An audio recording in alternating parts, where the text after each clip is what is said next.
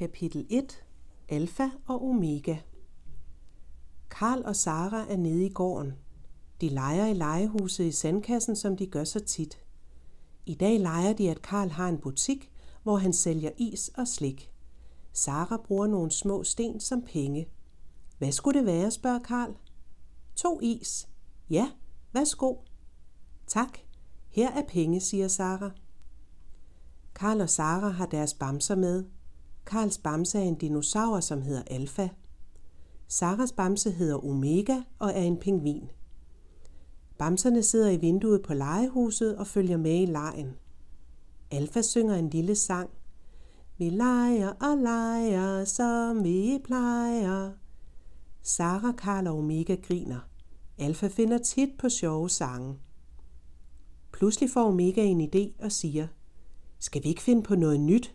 Altså noget, som vi ikke plejer? Omega begynder at gå væk fra legepladsen. Sara, Karl og Alfa kigger forundret efter den.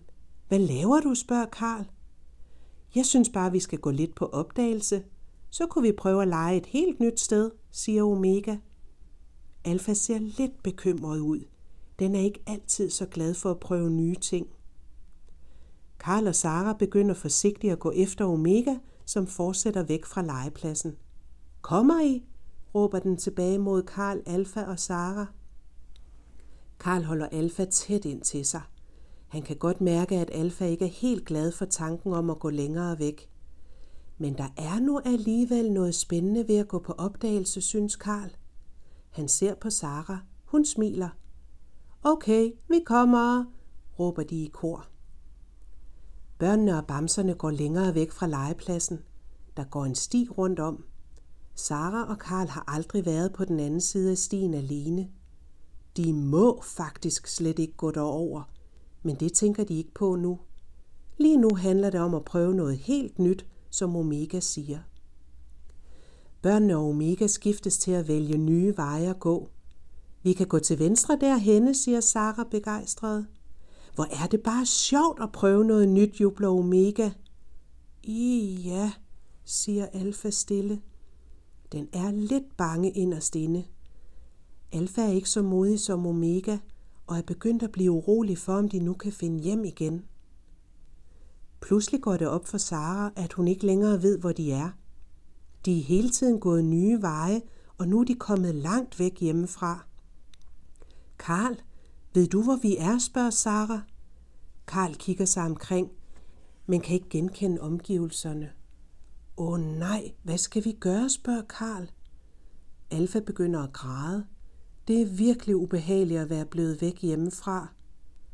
Undskyld, siger Omega stille. Den har fået ondt i maven, fordi det var den, der foreslog, at de skulle gå væk fra legepladsen.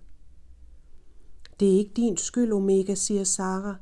Vi var alle sammen med til at gå på tur. Vi glemte alle sammen, at vi ikke måtte gå væk fra legepladsen.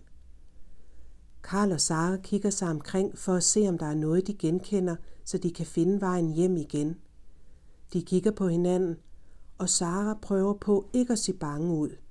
Hun kan mærke sit hjerte slå hurtigt, og hun er tæt på at græde. En dame kommer gående hen imod dem. Hun kan godt se, at børnene ikke ved, hvor de er. Hun spørger dem, hvor de bor. Karl siger, at de bor i æblegården, lige ved legepladsen. Damen ved godt, hvor det er. Hun vil gerne hjælpe dem med at finde hjem.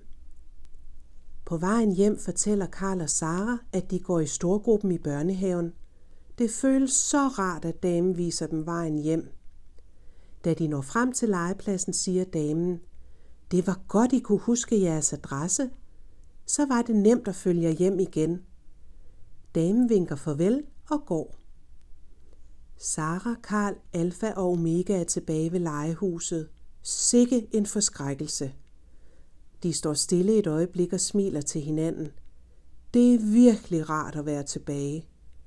Skal vi lege videre, griner Omega. Alfa springer hurtigt op i vindueskarmen på legehuset. Da Karl siger, hvad skulle det være, er Sara med det samme klar til at købe is igen. Der er ingen af dem, der har lyst til at prøve mere nyt i dag.